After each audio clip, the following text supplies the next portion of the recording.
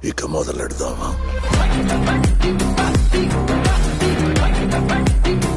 ఈ రోజు Nifty neutral గా ఓపెన్ అయింది. నిన్న ఎక్కడ క్లోజ్ అయిందో ఇంచుమించు అక్కడే ఓపెన్ అయింది.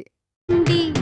ఎక్కడ వేసిన గొంగళి అక్కడే ఉంది. ఈ రోజు మార్నింగ్ నిఫ్టీ అరౌండ్ 25,580 పాయింట్స్ దగ్గరగా ఓపెన్ అయింది.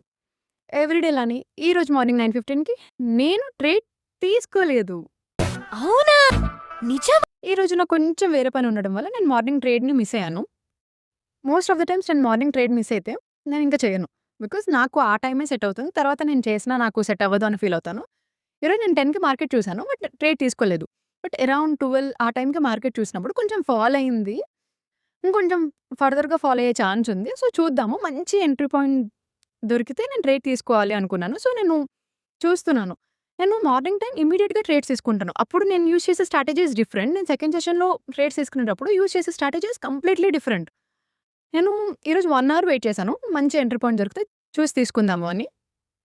అరౌండ్ 1 ఆ టైంకి నేను ఒక పీఈ ట్రేడ్ తీసుకున్నాను. 25,400 పీఈని అరౌండ్ ₹20 దగ్గరగా బై చేశాను. 1,200 క్వాంటిటీ బై చేశాను నేను.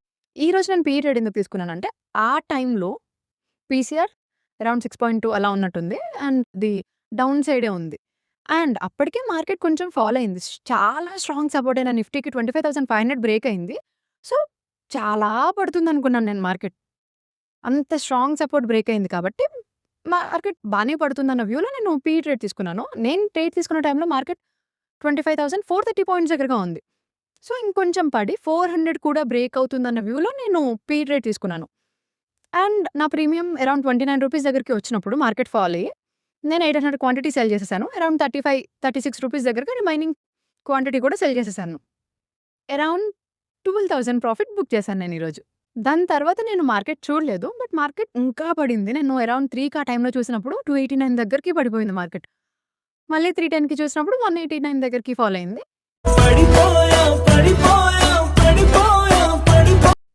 యూజువల్‌గా నేను సెకండ్ సెషన్‌లో ఏదైనా మూవ్‌మెంట్ మిస్ అయితే నేను ఫీల్ అవ్వను. ఎందుకంటే నా టైం మార్నింగ్ సెషన్. సో, నేను సెకండ్ సెషన్‌లో మూవ్‌మెంట్ మిస్ అయితే ఫీల్ అవ్వను. బట్ ఈరోజు నేను సెకండ్ సెషన్‌లో ట్రేడ్ చేశాను కాబట్టి కొంచెం బాధపడ్డాను. అయ్యో! ఇంకొంచెం సేపు ఉంటే బావుండేదని. బట్ స్టిల్ మార్కెట్‌లో ఇలాంటివి జరుగుతూనే ఉంటాయి. సో, ఈరోజు నా ట్రేడింగ్‌ది అలా కంప్లీట్ అయింది. ఇంతకీ మీరు ప్రాఫిట్ బుక్ చేసారా? లాస్ బుక్ చేసారా? కామెంట్ చేయండి. అండ్ చాలామంది మీరు మార్నింగ్ టైమ్ ట్రేడ్స్ తీసుకుంటారు. ఆ ట్రేడింగ్ తప్పు. ఆ వే ఆఫ్ డూయింగ్ తప్పు.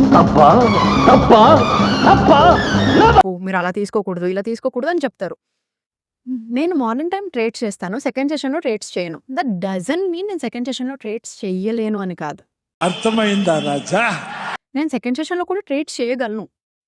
బట్ నేను నా ట్రేడింగ్ జర్నీ స్టార్ట్ చేసినప్పుడు మొత్తం 9:15-3:30 వరకు చూసుకొని చేసి then I have decided okay. నా సక్సెస్ రేట్ ఈ టైమ్ ఫ్రేమ్‌లో ఎక్కువుంది. సో, నేను ఆ టైంని చూస్ చేసుకోవాలి. ఆ టైంలోనే ట్రేడ్ చేయాలని ఒకటి పెట్టుకున్నాను.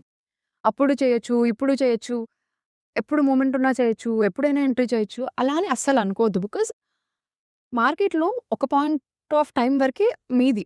తర్వాత అసలు కాదు. And I strongly believe not every momentum is yours.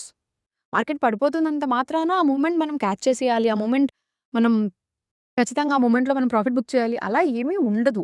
Only certain points మాత్రమే నావని బిలీవ్ చేస్తాను. సో, దట్ నేను మార్కెట్‌లో ఎవ్రీ మూవ్‌మెంట్ క్యాచ్ చేసేస్తాను, పట్టేసుకుంటాను, ప్రాఫిట్ బుక్ చేసేస్తాను అలా అనుకోను. అండ్ చాలామంది చెప్తారు అంత మార్నింగ్ అంత ఎర్లీగా ట్రేడ్ చేయడం తప్పు.